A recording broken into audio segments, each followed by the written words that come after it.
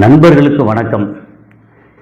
இன்றைக்கி உலக செய்திகளில் ரொம்ப ஒரு முக்கியமான செய்தி என்னென்னா, அமெரிக்காவோட சைத்தான் ஈரான் கையில் இருக்குது. இது ஏன் சைத்தான் அப்படின்றோம்னா, இருக்கிறதுலையே நம்ம அணுகுண்டை பற்றி பேசியிருக்கோம். அதோட வீரியம் என்ன எப்படிங்கிறத பற்றி நிறைய பேசியிருக்கோம். நம்ம நேற்று காணொலியில் கூட என்ரிச் பண்ணால் என்னங்கிற டீட்டெயில் பேசணும். அதுக்கு முன்னாடி அணுகுண்டுனா என்ன மாதிரி தயாரிக்கிறது, எப்படி அங்கே ஹிரோஷிமா நாகாசாகியில் போட்டதோட அந்த ஈல்டு எவ்வளவு, அதோட வீரியம் எத்தனை கிலோமீட்டருக்கு பாதிப்பு இருக்கோம்னு டீட்டெயில்டாக நம்ம ஏற்கனவே பேசியிருக்கோம். சரி, அந்த அணுகுண்டு இல்லை, வேறு ஒரு மிகப்பெரிய குண்டு அப்படின்னா அது போன வருஷம் 2025 ஜூன் ஈரானில் எங்கே நிலத்துக்கு அடியில் ரொம்ப ஆழத்தில் இவங்க யுரேனியம் என்ரிச் பண்ணுறாங்க அப்படின்னு சொல்லி அதில் தூக்கி போட்டாங்க இல்லையா. அது GBU-57 அப்படிங்கிற பங்கர் பஸ்டர். பங்கர்னாலே கீழே இருக்கிறது, பஸ்டர்னால் வெடிக்கிறது. ஸோ ரொம்ப சிம்பிள்.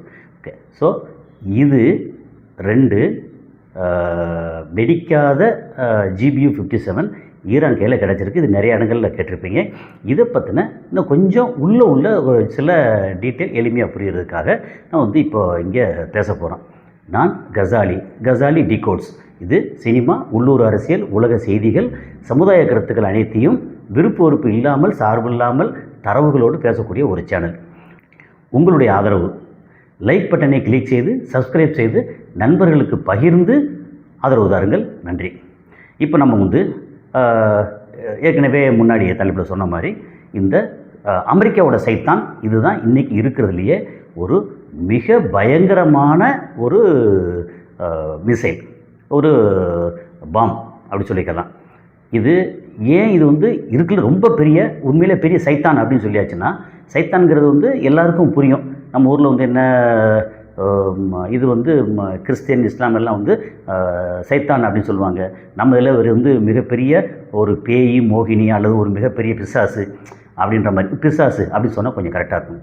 அமெரிக்கா கையில் இருக்கக்கூடிய பிசாசு அப்படின்னு சொல்லலாம். ஸோ இது GBU-57 அப்படிங்கிறது. இதை பற்றின கொஞ்சம் டீட்டெயில் எல்லாம் பேசிட்டோம்னா ஏன் இது மிகப்பெரிய பிசாசு சொல்கிறாங்க அப்படிங்கிறது புரியும். என்னென்னா, இப்போ உதாரணத்துக்கு ஒரு 200 அடி பூமிக்கு கீழே போயும் இது வெடிக்கும். அல்லது நமக்கு காங்கிரீட் கட்டம் ரொம்ப திக்காக காங்கிரீட் பண்ணியிருக்கோம். இப்போ உதாரணத்துக்கு நம்ம பொதுவாகவே அந்த காலத்தில் முதல்ல இந்தியாவிலேயே ஒரு multi story building, tallest building வந்தது சென்னையில் LIC பில்டிங் தான்.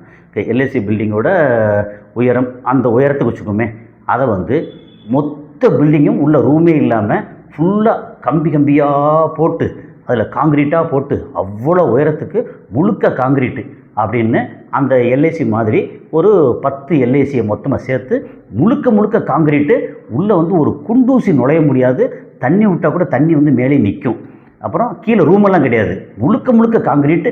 அப்புறம் வலைப்பின்னல் மாதிரி பெரிய பெரிய கம்பிகள் எல்லாம் போட்டிருக்கு. அப்படின்னா அது கிட்டத்தட்ட ஒரு 18 மீட்ரு அப்படின்னா ஒரு 50-60 அடி. ஓகே, ஒரு 5 மாடி கட்டிடம் வச்சுக்கோமே, அந்த LICயில் பாதி அப்படி வச்சுக்குவோம். இப்போ 5 மாடி ஒரு கட்டிடம். அந்த இதில் கட்டிடம்னு இல்லாமல் முழுக்க காங்கிரீட்டில் போட்டு பண்ணால் அதையும் அப்படி விழுந்து தொலைச்சிக்கிட்டு கீழே வரைக்கும் வந்துடும் அப்படிங்கிறது தான் இதோட ஸ்பெஷாலிட்டி. ஓகே, ஸோ அப்போ இதோட ஏன் இந்த ஸ்பெஷாலிட்டி, இது எப்படி தொலைக்குது அப்படின்னு சொல்லி அதுக்கான டீட்டெயில் நம்ம இப்போது பார்த்துருவோம். இது எப்படின்னா, முக்கியமான காரணம் எப்படி அவ்வளோ கீழே இறங்குது. இப்போது உதாரணத்துக்கு இப்போ நம்ம நிலத்தில் கிணறு வெட்டின தோணும்னா எவ்வளோக்கு கிணறு தோணுவோம்? ஒரு 50 அடி, 60 அடி. குழாய் போடணும்னா 300 அடி, 400 அடி அப்படி மாதிரி குழாய் போடுவோம். இப்போ கிணறு அவ்வளோ பெரிய கிணறு வெட்டுறோம்.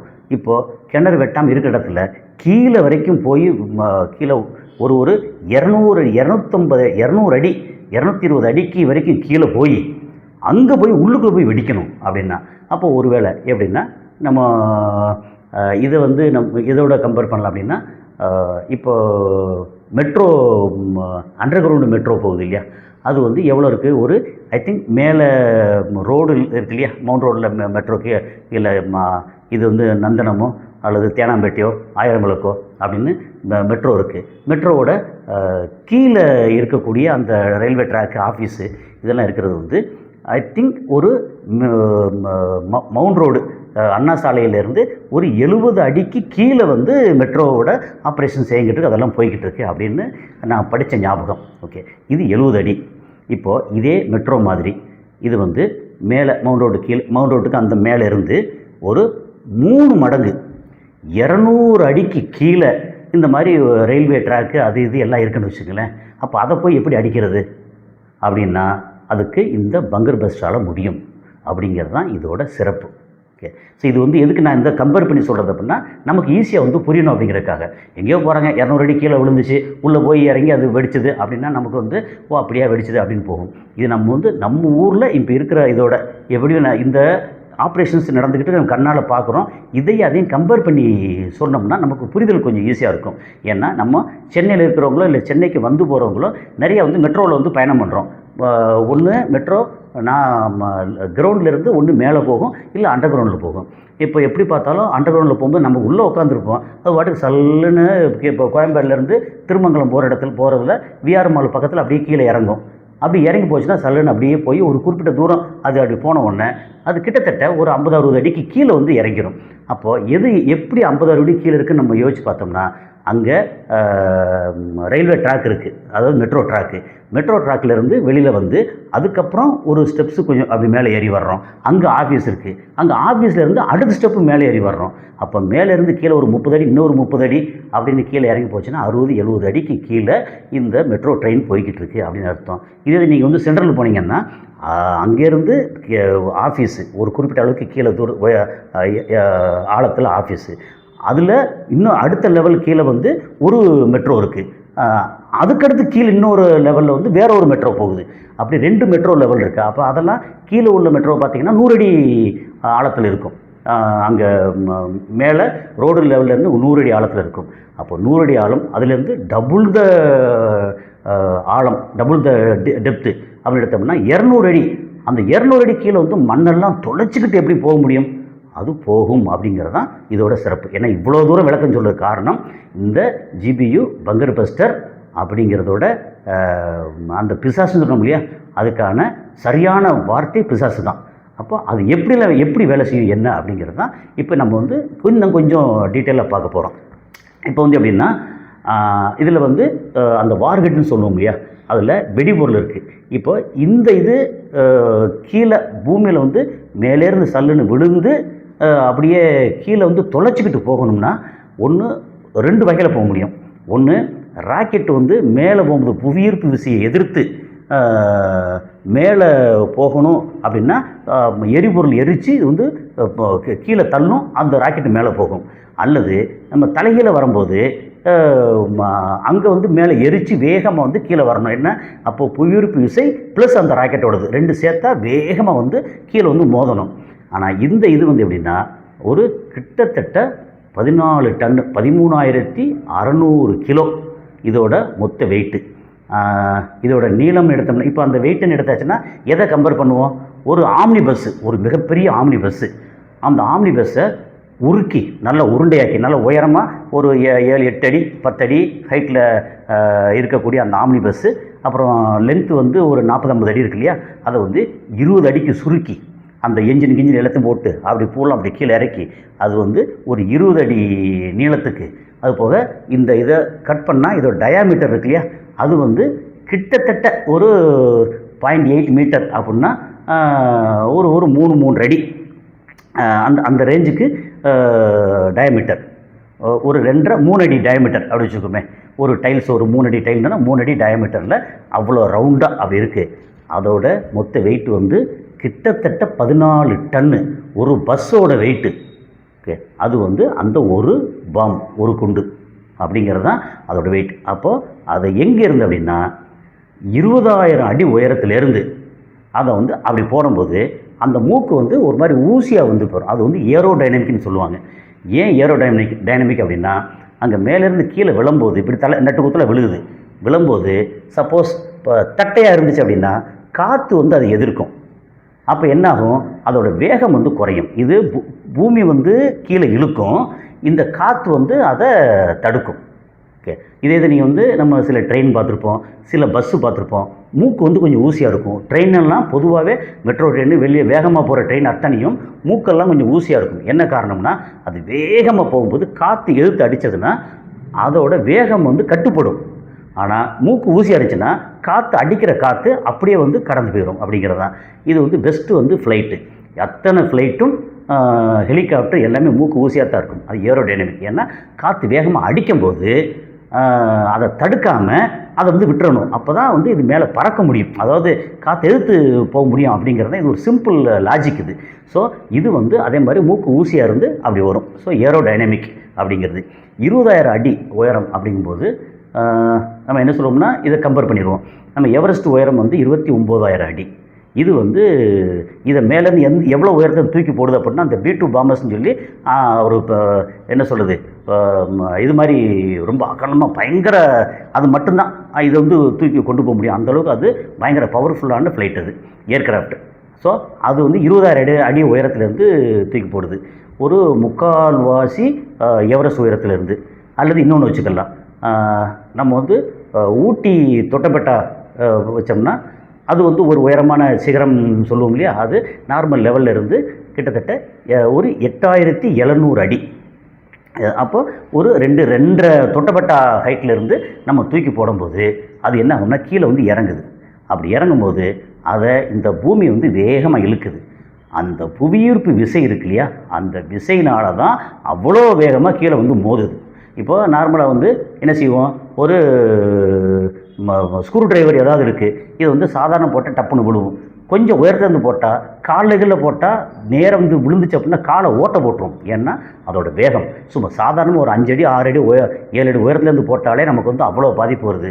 இல்லை ஒரு சின்ன வந்து ஒரு இரும்பு குண்டோ எதுவோ நம்ம இப்படி உயரத்தில் தூக்கி போட்டோம்னா கீழே வந்து குழி விழுவும். ஏன்னா அந்த பூமி வந்து அவ்வளோ வேகமாக இழுக்குது. இதை 20,000 அடி உயரத்துலேருந்து அது அப்படி தூக்கி போடும்போது அது வரக்கூடிய வேகம் சல்லுன்னு வந்து அது எவ்வளோ வேகத்தில் வரும் அப்படின்னா நம்ம சத்தத்தோட வேகம் இருக்கு இல்லையா, அவ்வளோ வேகத்தில் வரும். அதாவது 1125 கிலோமீட்டர் சம்திங் அந்த ரேஞ்ச் km/h, அல்லது ஒரு செகண்டுக்கு 343 மீட்டர் பெர் செகண்ட். அதாவது அப்படி ஒரு செகண்டில் வந்து ஒரு 343 மீட்டர் போகும். அவ்வளோ வேகத்தில் அது வரணும் அப்படிங்கிறது தான். இது வந்து அது 343 metre per second 1125 feet per second, அதனால் 1235 km/h அப்படிங்கிறது தான் இதோட வேகம். அவ்வளோ வேகத்தில் வந்து மோதும் போது தான் 200 அடிக்கு கீழே போகுது. சரி, இப்போது இதில் வந்து எப்படின்னா அந்த ஃப்ளைட்டு வந்து கைடட் அப்படின்னு சொல்லுவோம், ஜிபிஎஸில் கைடட். அது வந்து எங்கே போகணும் அப்படின்னு சேட்டலைட்டோட கனெக்ட் பண்ணி அதுக்கேற்ற மாதிரி போகுது, அல்லது சில ராக்கெட்டு போகுது அப்படிம்போம். அதே மாதிரி இந்த தலைகீழ கீழே விழக்கூடிய இந்த GB-57 இருக்கு இல்லையா, அதுவும் ஜிபிஎஸ் கைடட். அப்போ எந்த இடத்துல விழணுமோ அந்த இடத்துக்கு கரெக்டாக கைடு பண்ணி அது போகும்னு அர்த்தம். அப்போ அது என்ன டெக்னாலஜி, அவ்வளோ அருமையான ஒரு டெக்னாலஜி. ஓகே, அது வந்து கரெக்டாக எந்த ரூட்டில் எந்த இடத்துல விழணும். இப்போது முன்னாடி வந்து போன ஜூனில் இதில் நட்டான்ஸ் அண்டு ஃபர்டோ அங்கே வந்து மொத்தம் 14 குண்டுகள் போட்டாங்க. இந்த B2 பாம்பர்ஸ் ஏர்கிராஃப்ட் இருக்கு இல்லையா, அது வந்து இதை 2 குண்டை தான் ஒரு டைமில் கொண்டு போக முடியும். அப்போது 7 ஏர்கிராஃப்ட்டு 14 குண்டு போட்டாங்க.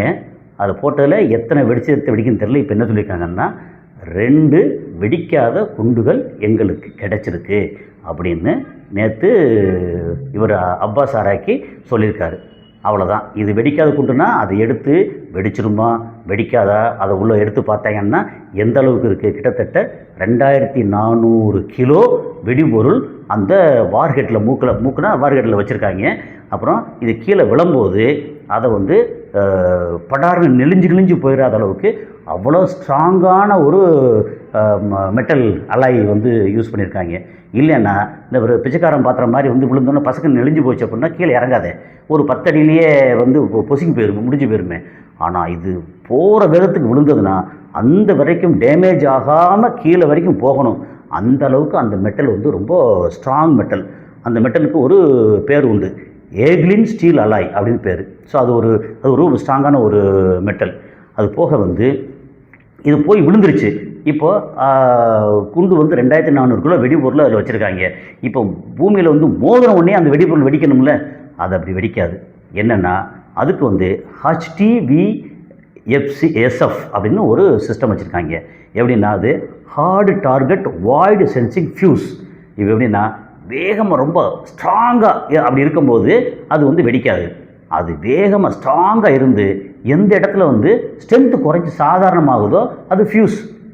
அந்த நம்ம பல்பு உள்ள லைட்டுக்கு போகிறோம்போது ஃபியூஸ் போடும் இல்லையா, அது டைப்பில் ஒரு ஃபியூஸ் அங்கே இருக்குது. எப்போல்லாம் ஹார்டாக இருக்கோ அப்போ வந்து அந்த ஃபியூஸ் வந்து வேலை செய்யாது. அப்படி ஹார்டு இல்லாமல் சாஃப்டாகிருதோ அது வெடிக்கும். அது என்ன அர்த்தம்னா நம்ம வந்து உதாரணத்துக்கு 200 அடி போல் ஒரு 150 அடியில் கீழே இந்த மாதிரி ஆஃபீஸ் கட்டி எம்டியாக இருக்குன்னு வச்சுக்கோங்களேன். இடம் எம்டியாக இருக்குது, பாறை மண் பாறை காங்கிரீட்டு எதுவுமே இல்லாமல் இருக்குன்னு வச்சுக்கங்களேன். அப்போ சாஃப்ட் ஆகிடுச்சு அப்படின்னா அது ஃபியூஸ் வேலை செஞ்சு டமார்னு வெடிக்கும். என்ன ஒரு டெக்னாலஜி! அது வெறுமனே மண்ணுக்குள்ளே போனோன்னு வெடிக்காமல் மண்ணுக்குள்ளே கீழே வந்து எங்கெல்லாம் ரூம் கட்டியிருக்காங்களோ அல்லது இப்போ ஈரான் சொல்ல போனால் ஏர்போர்ட்டே கட்டி வச்சுருக்காங்க அண்டர் கிரவுண்டில்.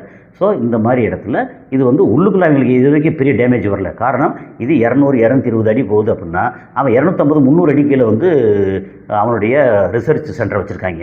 அப்போ அது வரைக்கும் போய் தொலைச்சி போகிறதுக்கு இன்னும் அமெரிக்காவில் இல்லை உலகத்தில் எங்கேயுமே வந்து பங்கர் பஸ்ட்டு இல்லை.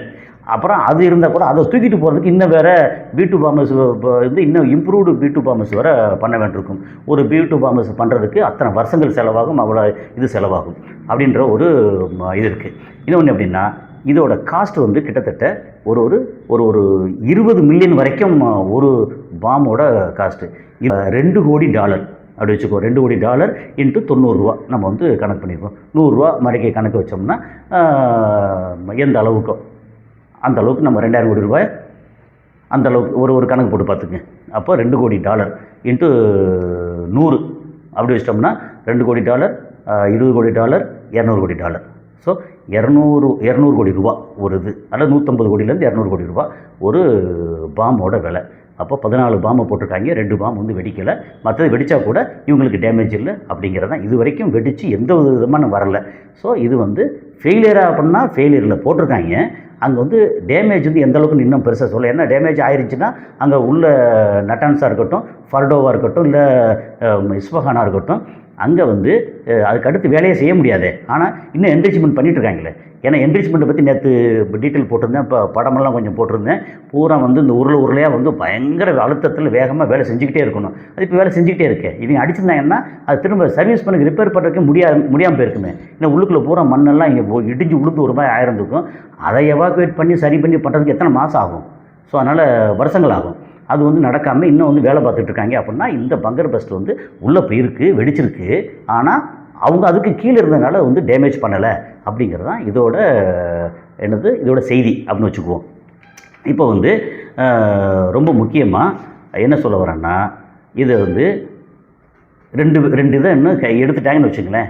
எடுத்தால் ஈரான் வந்து கையில் கிடச்சிது அப்படிங்கிறதுல இஸ்ரேலும் அமெரிக்காவும் பயங்கரமாக பதறாங்க.